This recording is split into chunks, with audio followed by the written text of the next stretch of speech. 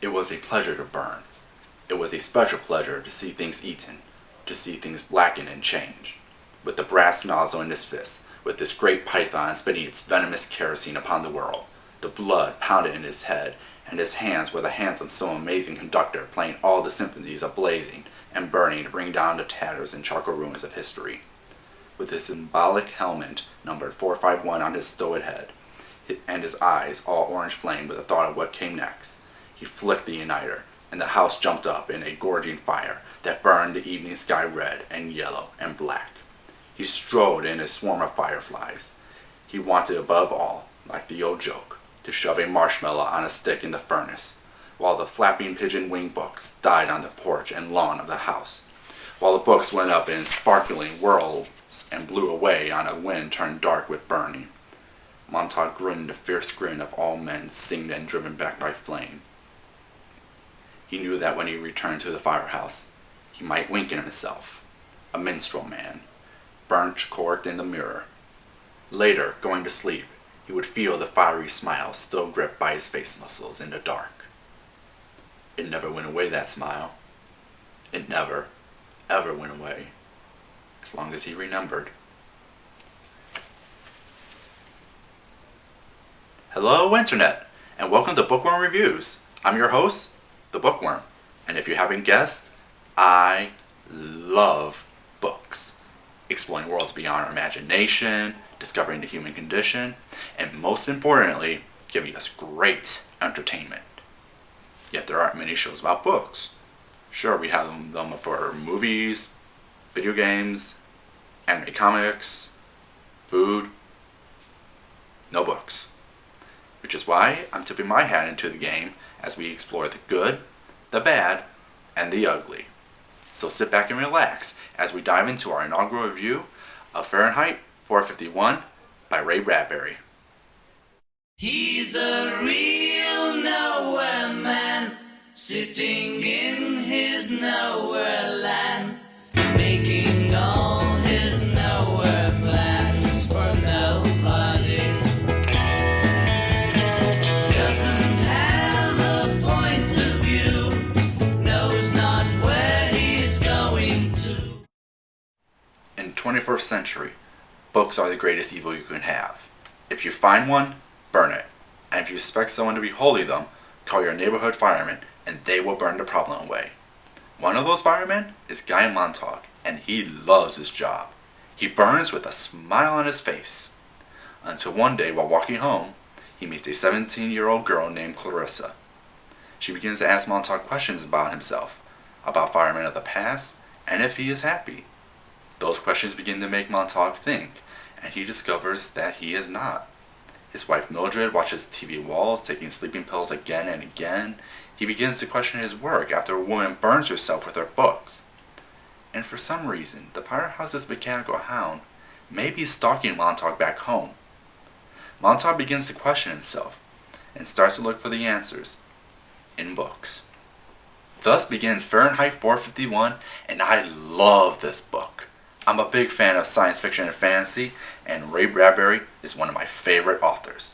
This book is extremely well written and explores its world that fascinates and terrifies you. The book builds its world using a lot of metaphors, taking things that are natural and describing how unnatural they really are, like the programs on TV being called families and the firehouse dog being a mechanical hound, giving the eerie, unnatural feel of what is considered normal to this world. The characters are easy to identify with. Montauk, being our protagonist, shows the journey of a man looking for answers as to why his life has gotten so pointless. Seeing his journey showcases how he wants something more than just the mundane. His wife Mildred showcases that. She doesn't see anything wrong with the world or their life as she watches her families and takes her sleeping pills. Clarissa is Montauk's call to action and has a warming light and is curious about the world. She wishes to learn more by talking to people.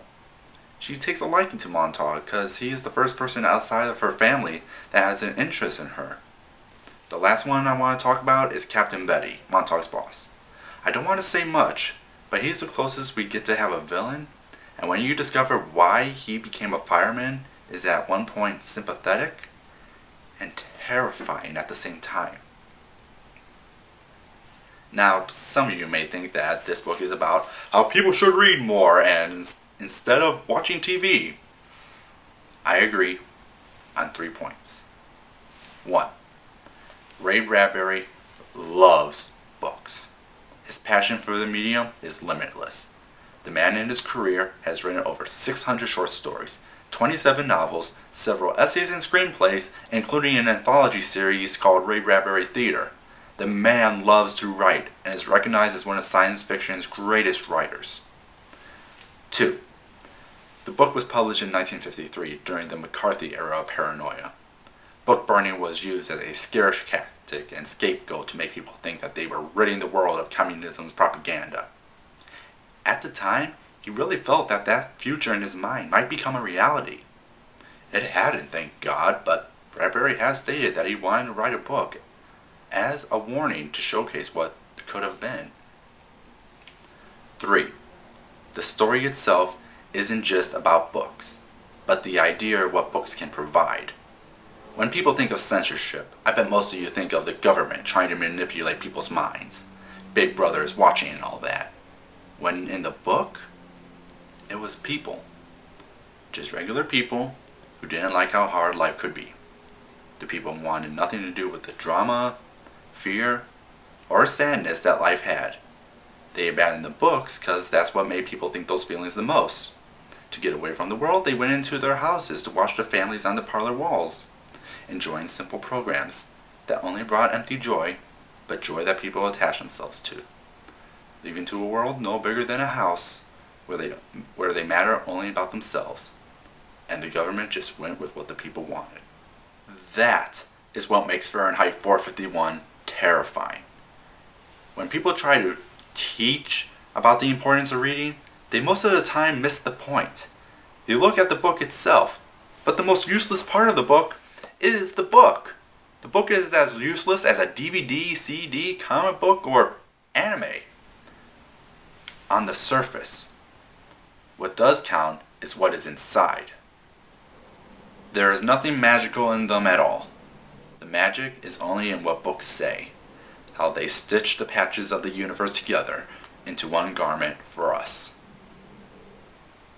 We don't go to these different mediums because of what they are, but the ideas they provide, that make us think and come up with our own opinions on what we take from it, or relive memories of the past, or confront a demon you've been hiding. Whether it be a song, anime, movie, TV show, and of course, books. As to the other medium comments, I can't fully say what Ray's view of other media were. There is an anti-TV message, but when you think about what was popular on early 50s TV, you can understand. There is also a line where he talks about comics that can be seen as offensive to the medium, but this was around the tail end of the golden age, and those stories weren't quite as good. Which is funny since this book did get adapted into a graphic novel and approved by Bradbury himself in 2009. Moreover, the message was on quality, how people were looking to simple stories that were as thin as the paper they were written on. These mediums have grown for the better, and sometimes things stay the same. Then again, books don't have the cleanest record either. Now comes the time for my rating of the book, but this isn't just a single rating. No, on this show, we have 3. First up is the genre review, showcasing how well the book stands in its genre. And for Fahrenheit 451 science fiction, I give it a 9 out of 10.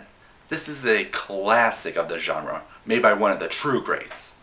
I know some of you aren't interested in sci-fi, but this is a great gateway drug if you want to look into why people like me come to this genre again and again. Second is the personal review. While it is true all reviews are subjective, this part is taking me as a person over the other two, which are more me trying to be objective. And I give it a 9.5 out of 10. Like I said, this is one of my favorite books that I could read again and again and enjoy it just as much as the first. It has shaped my worldview and reinforced my love for books. It's a personal favorite, what can I say? Finally, the overall review. How does this compare to the public and the grand scheme of things? Will people not come into science fiction enjoy it? I give Fahrenheit 451 an 8.5 out of 10. While I have raved about the writing, world building, and characters being well developed, and it being a classic on the genre, and myself, I know this book can be a bit hard to read. Some of the metaphors can be confusing sometimes, and some may find several parts that drag, thus giving this review a lesser score of the others. But it gets a must read. It is a short book that you can read over the weekend if you have nothing else to do, or finish in about a week if you are busy. You can buy the book at any retailer or your local library. Well, that ends the review, but before we leave, let's take a look at what's to come for next week.